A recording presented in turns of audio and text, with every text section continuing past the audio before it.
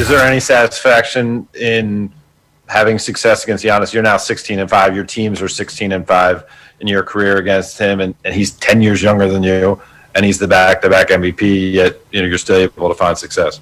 Nah, I think you know me. I think all you guys know me. It's never been about individual. It's all about the team success, and that's all that matters. I can care less about that. I just try to play well and help our team win versus any opponent, and that's what it's all about. Stephen A., you buying it? What kind of message was LeBron trying to send last night? Hell no, I'm not buying that. I'm not buying that, and I think that LeBron stood in front of the cameras last night and lied to the American public and anybody else who was listening. But I'm not knocking him for it. But I think that, listen, LeBron wouldn't be as great as he is if all he thought about was the outcome for the team. Yeah. There, especially in the sport of basketball, there is some individual pride that seeps into the equation where you put dudes on notice. This is who the hell I am. Don't forget. You understand? When LeBron sits up there and goes in for a layup and gets an and one and flexes his muscle, is that about the team? When he sits up there and dunks on somebody and screams at the crowd, is that about the team? When he sits up there and throws and drills a three and puts up three fingers or turns around and maybe when he turned around and turned his back to the shot because he won the bet with Dennis Trader, maybe that was about the team because you having fun. But what I'm saying is, nobody's accusing him of caring about his individual accolades more than the team. No, he's proven that he's unselfish on that level, and he deserves our respect and deference in that regard. But also, when you're 36 years of age, you still averaging 24, 7, and 7.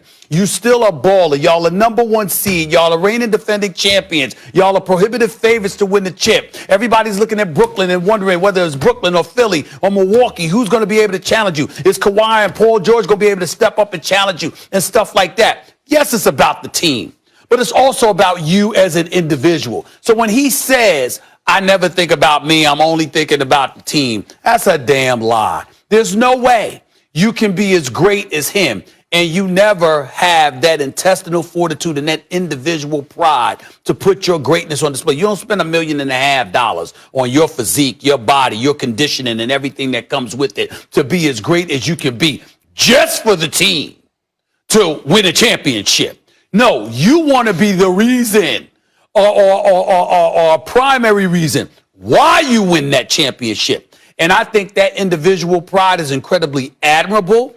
Not only do I respect it, I revere it. And I look at guys like him. It could be anything. It could be you on the elliptical, bro. It could be me on the Peloton or the treadmill. It could be you anywhere, whatever. When you see these guys and you hear what they go through in order to be in peak condition, and then you in that gym and you sweating and all of that other, you're like, damn, how do they do it? You understand? And it makes you marvel at them even more. So he's lying, but I ain't knocking him for it. It's the right thing to say, and he always knows what right things to say and what right and what wrong things to avoid saying. But that's what it is. Let me tell you what I saw from LeBron last night. And this has been going on all year. He has modified his game again in order to stay on top. And look, he's made 3 title defenses as best player in the world, and I talk about it. KD won the MVP right in LeBron's prime. I thought, no one, and he deserved it. That was the difference. There were dudes who won the MVP in Jordan's prime because people were just tired of giving Jordan the award, but they were never better than Jordan. But I watched KD, I was like, you know what? He had a better year than LeBron. Maybe he's better than LeBron. Nope. Playoffs came around. Nope, he's not.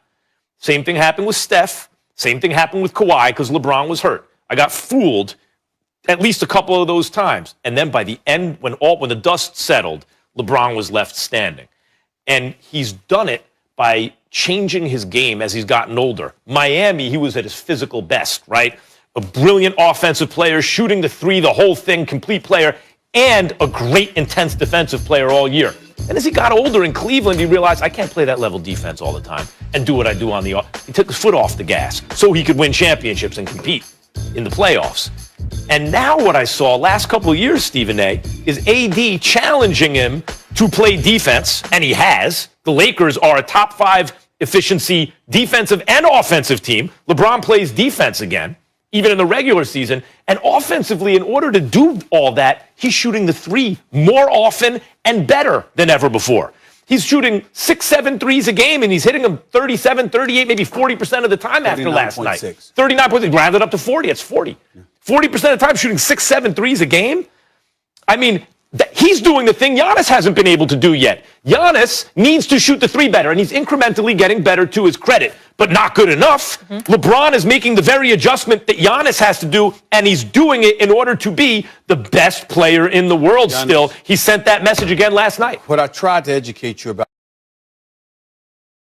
Max Kellerman, is that Giannis is never going to be able to make that adjustment. If you look at how he plays, see, LeBron has, even though LeBron is incredibly powerful, he's always had a finesse game because he's always been pretty much a perimeter player who's capable of using his physique, his muscles, etc., and really making things happen. But that's not his game.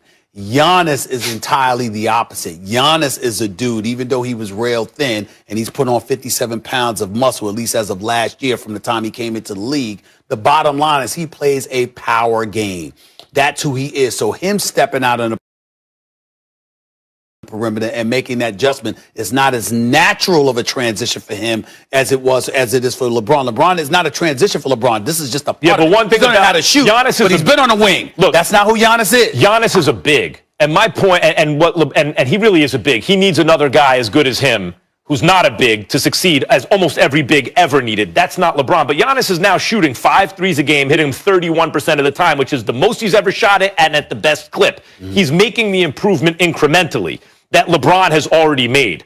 And the fact that the fact is the NBA needs an MVP award for the entire season. It's ridiculous to have regular season, finals, and nothing in between. Max is wrong. No, you need an MVP for everything.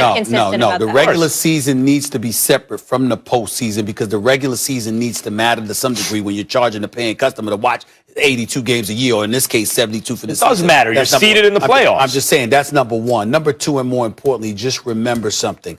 When you talk about Giannis, don't just look at the numbers. That's analytically speaking. You're looking at the number. Look at the actual game. Giannis, in the flow of a game, those shots don't come naturally to him. They come naturally. He has to be more wide open than LeBron. He's not going to get it himself the same way. But because he's a big, he's not a perimeter player. That's why I said there are limitations. He's a very versatile big. He's not a wing. Yes. LeBron is now I'm glad you finally learned.